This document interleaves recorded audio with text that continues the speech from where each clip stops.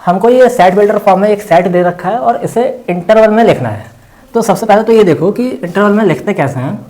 जैसे मान लो x greater than 2 less than 5 लिखा है ना।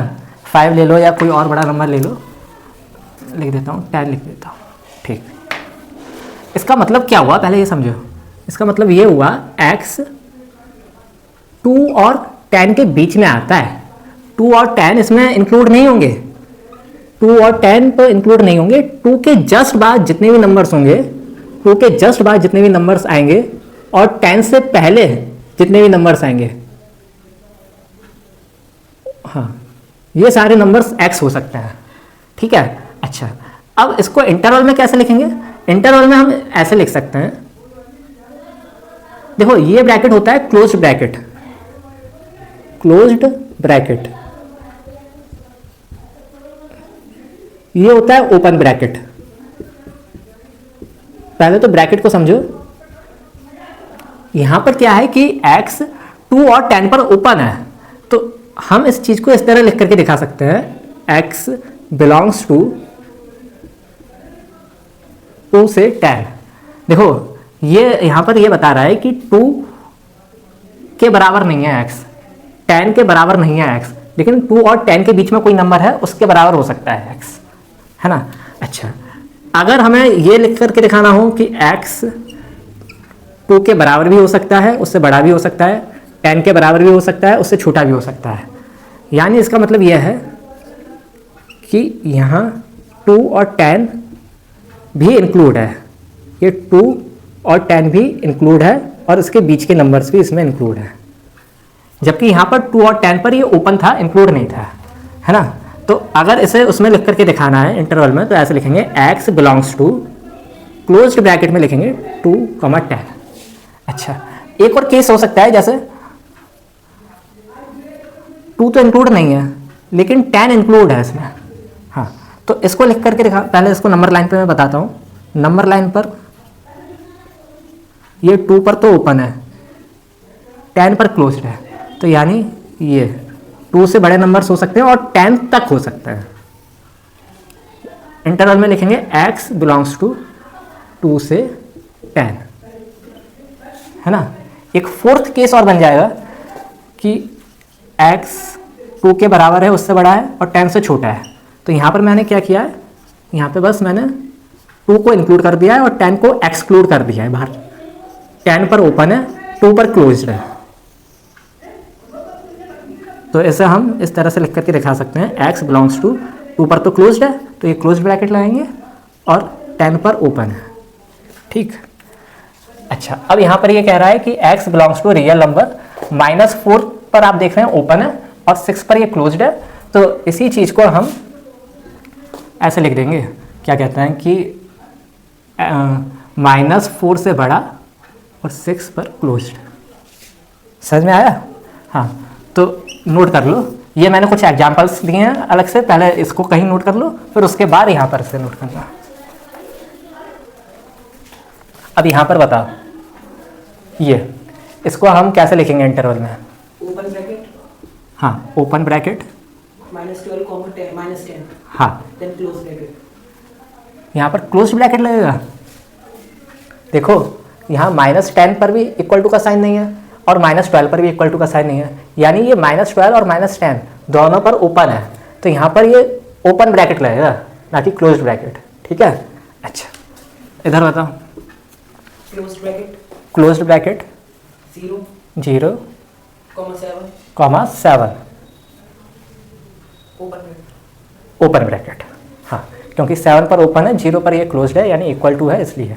अच्छा, यहाँ पर बताओ, क्लोज ब्रैकेट, हाँ क्लोज ब्रैकेट 3, हाँ 4, क्लोज ब्रैकेट। हाँ शाबाश। यहाँ आर का मतलब होता है set of real numbers, set of real numbers. अभी तक आपने जितने भी नंबर्स पढ़े हैं क्लास 10th तक, वो सारे रियल नंबर्स ही पढ़े हैं। ठीक है। अच्छा, यहीं पर एक बात और समझ लो कि रियल नंबर 2 तरह के होते हैं। रियल नंबर के 2 टाइप्स किए जा सकते हैं। रियल नंबर्स के हम 2 टाइप्स कर सकते हैं, रेशनल नंबर्स और इरेशनल नंबर्स। ठीक है, और फिर रियल नंबर के भी डिफरेंट डिफरेंट टाइप्स होते हैं। इरेशनल नंबर के और टाइप्स नहीं होते हैं, रियल नंबर रेशनल नंबर्स के टाइप्स होते हैं। जैसे natural numbers, whole numbers,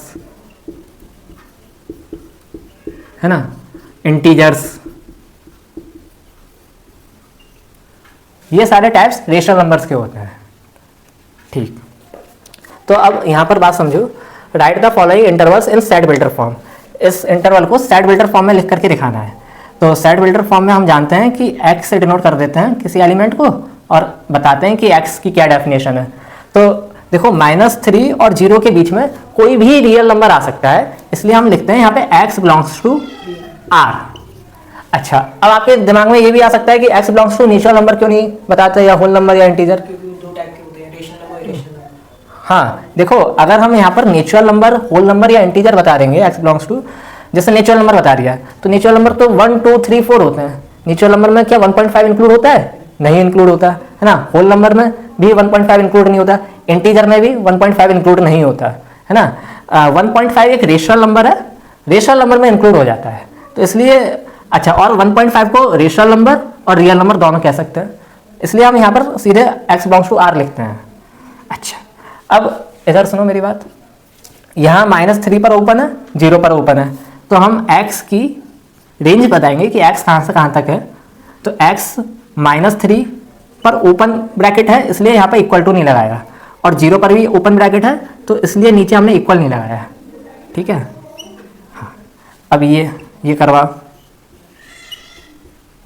x belongs to r लिखेंगे सबसे पहले। हाँ, अब x की रेंज क्या होगी? 6 हाँ, x 6 से बड़ा होगा इक्वल लगाएंगे, और नीचे इक्वल लगाएंगे क्योंकि क्लोज ब्रैकेट है यहाँ, और ये 12 इक्वल लगाएंगे, 12 से छोटा है x, और यहाँ पर भी नीचे इक्वल लगाएंगे। ठीक, x बिलोंग्स टू बताओ क्या लिखें? Set of real number, set of real numbers. हाँ, अच्छा, x की क्या रेंज होगी? इक्वल नहीं लगेगा, x 6 से बड़ा है, अब यहाँ नीचे इक्वल नहीं लगेगा, और 12 से छोटा है, छोटा नीचे इक्वल लगेगा। हाँ यहाँ पे इक्वल लगेगा क्योंकि यहाँ क्लोज ब्रैकेट है। ठीक, यहाँ x belongs to real number, x real number से बिलोंग करता है।